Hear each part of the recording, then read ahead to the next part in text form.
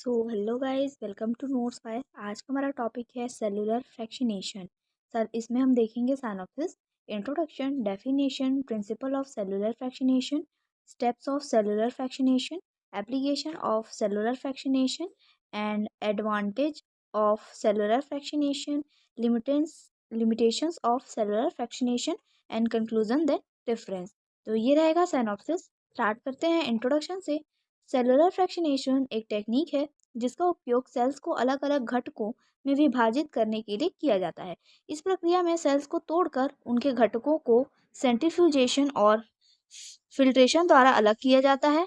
Cellular fractionation का उपयोग biochemistry, molecular biology और सेल बायोलॉजी में किया जाता है ताकि सेल के विभिन्न ऑर्गेनेल्स और उनकी कार्यप्रणाली का अध्ययन किया जा सके। तो ये इसका बेसिक इंट्रोडक्शन है।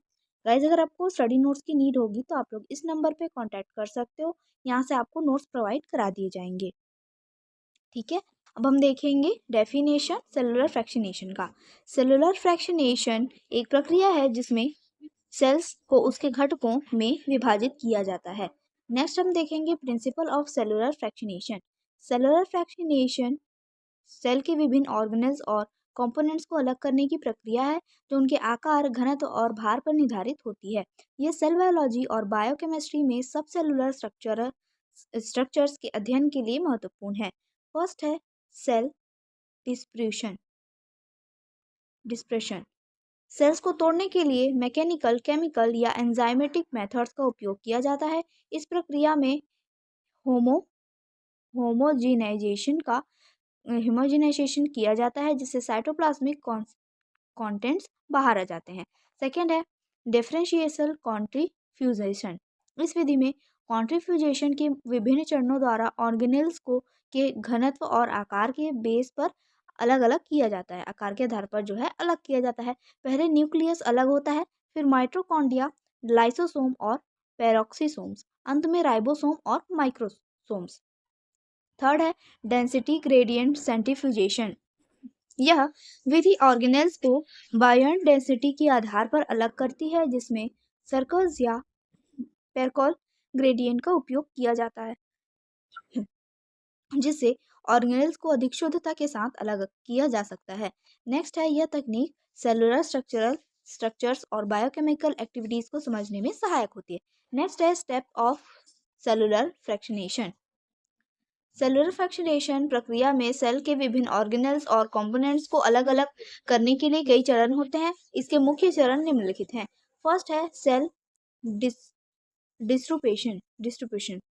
सेल्स को तोड़ने के लिए मैकेनिकल, केमिकल या एंजाइमेटिक मेथड्स का उपयोग किया जाता है जिससे साइटोप्लाज्मिक कंटेंट्स बाहर आ जाते हैं।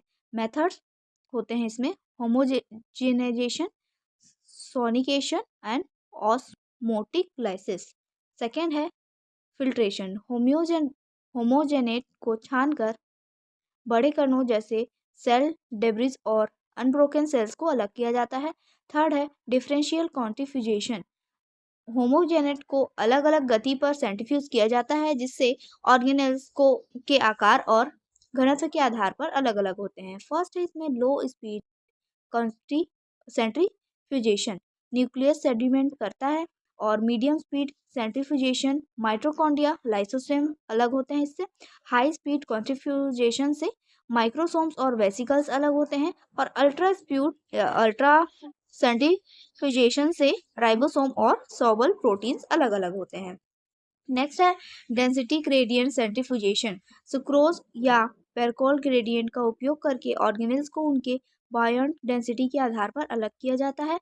नेक्स्ट है कलेक्शन एंड प्यूरिफिकेशन। अलग किए गए ऑर्गेनेल्स को टेस्ट ट्यूब में इकट्ठा किया जाता है और आवश्यकता अनुसार शुद्ध किया जाता है। नेक्स्ट हम देखेंगे एनालिसिस। अलग किए गए ऑर्गेनेल्स का बायोकेमिकल, माइक्रोस्कोपिक और फंक्शनल एनालिसिस किया जाता है। यह प्रक्रिया सेल्स के विभिन्न पार्ट्स के स्ट्रक्चर और फंक्शन को समझने में मदद करती है। नेक्स्ट हम देखेंगे application of cellular fractionation. Cellular fractionation तकनीक का उपयोग सेल के ऑर्गेनेल्स और बायोमॉलिक्यूल्स को अलग करने और उनके कार्यों का अध्ययन करने के लिए किया जाता है। इसके प्रमुख अनुप्रयोग निम्नलिखित हैं। फर्स्ट है सब सेलुलर स्ट्रक्चरल स्टडी। इस तकनीक से न्यूक्लियस, माइटोकॉन्ड्रिया, राइबोसोम, लाइसोसोम आदि को अलग करके उनके स्ट्रक्चर और फंक्शन का अध्ययन किया जाता है। सेकेंड है एंजाइम लोकलाइजेशन। फ्रैक्शनेशन से यह पता लगाया जाता है कि विशिष्ट एंजाइम किस ऑर्गेनल में मौजूद है, जिससे उनके कार्यों को समझने में मदद मिलती है। नेक्स्ट है biomedical research. Neurodegenerative diseases, cancer और मेटाबॉलिक डिसऑर्डर में सेलुलर कंपोनेंट्स के डायसफंक्शन को समझने के लिए इसका उपयोग किया जाता है। नेक्स्ट है ड्रग डेवलपमेंट। सेल फ्रैक्शनेशन का उपयोग दवाओं के सेलुलर टारगेट्स को पहचानने और नई दवाओं के प्रभावों का अध्ययन करने में किया जाता है। नेक्स्ट है प्रोटीन प्यूरिफिकेशन। बायोटेक्नोलॉजी और मॉलिक्यूलर बायोलॉजी में स्पेसिफिक प्रोटीन्स को आइसोलेट और प्यूरिफाई करने के लिए इस तकनीक का उपयोग किया जाता है। नेक्स्ट है ऑर्गेनेल स्पेसिफिक फंक्शन एनालिसिस। देखेंगे माइटोकॉन्ड्रिया, लाइसोसोम और अन्य ऑर्गेनेल्स का के मेटाबॉलिक फंक्शंस और बायोकेमिकल रिएक्शन का अध्ययन किया जाता है।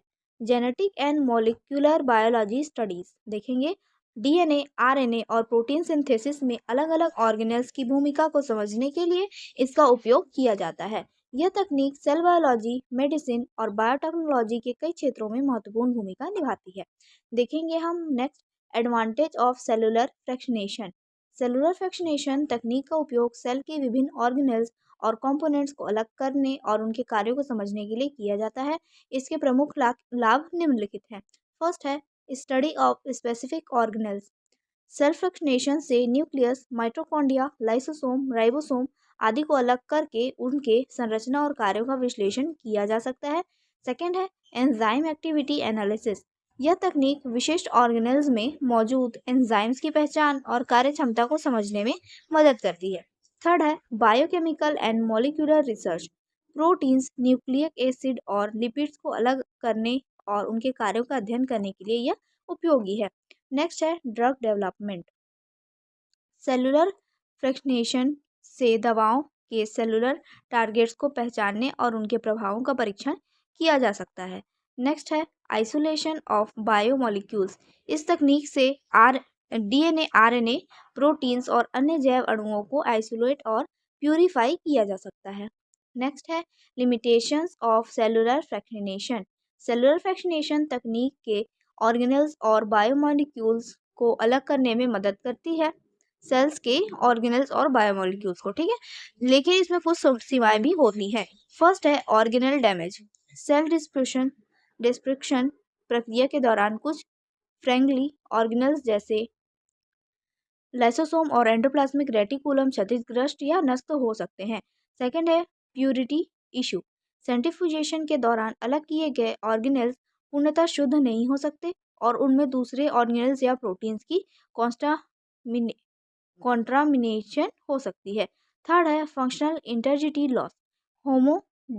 होमोजेनाइजेशन और सेंट्रीफ्यूजेशन के कारण कुछ एंजाइम्स और प्रोटीन्स की गतिविधि प्रभावित हो सकती है, जिससे उनके सही कार्य का अध्ययन कठिन हो जाता है।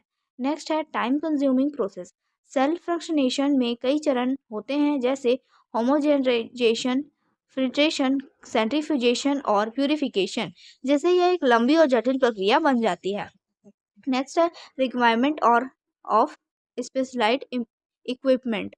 अल्ट्रा सेंट्रीफ्यूजेशन और डेंसिटी ग्रेडियंट सेंट्रीफ्यूजेशन के लिए महंगे और जटिल उपकरणों की आवश्यकता होती है। हर प्रयोगशाला में यह उपलब्ध नहीं होते। कंक्लूजन देखेंगे सेलुलर फंक्शनेशन एक महत्वपूर्ण तकनीक है जो सेल के विभिन्न घटकों को अलग करके उनके फंक्शंस को समझने में मदद करती है।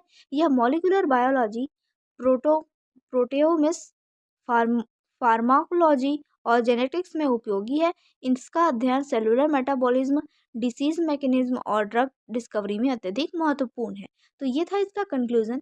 रेफरेंस में है molecular biology by D Freifelder and cell molecular biology by De Robertis. तो ये था आज का टॉपिक। आई होप आपको समझ में आया होगा। समझ आया तो प्लीज़ लाइक करिए एंड सब्सक्राइब करिए। Thank you.